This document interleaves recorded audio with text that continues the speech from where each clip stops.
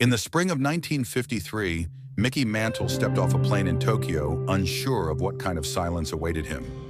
8 years earlier, American bombs had turned large parts of the city into ash. The war was over, but the memories weren't. Mantle was 21, already famous, already powerful at the plate.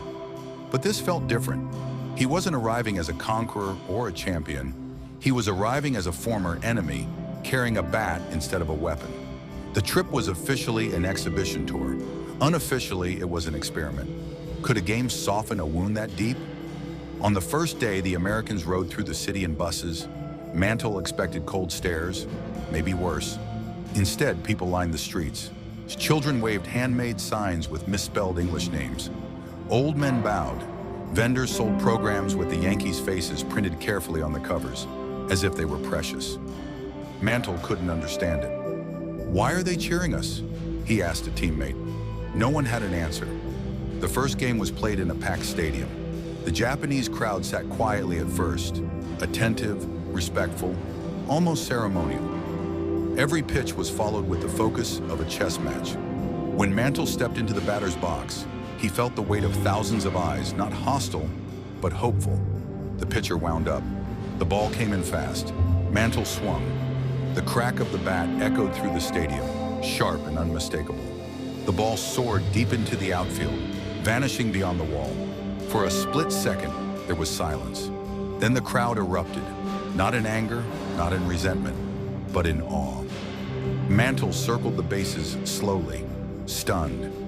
These were people who, less than a decade earlier, had been taught to hate everything he represented. Now they were on their feet, applauding him.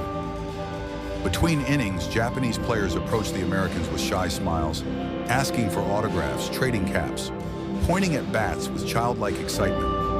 After the game, fans waited for hours just to shake hands. Some bowed deeply.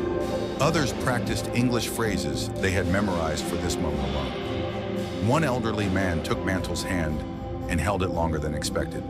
Through a translator, he said, "We lost much in the war, but baseball reminds us we are still human." That night, Mantle lay awake in his hotel room, staring at the ceiling. He thought about his father back home, about the headlines that had once described Japan only as an enemy, about how easy it had been to believe distance made people different. He realized he had been wrong. As the tour continued, the games blurred together, home runs, cheers, long train rides. But the feeling stayed. Baseball fields became neutral ground. No flags mattered once the first pitch was thrown. The language of the game, fastballs, gloves, instincts, needed no translation.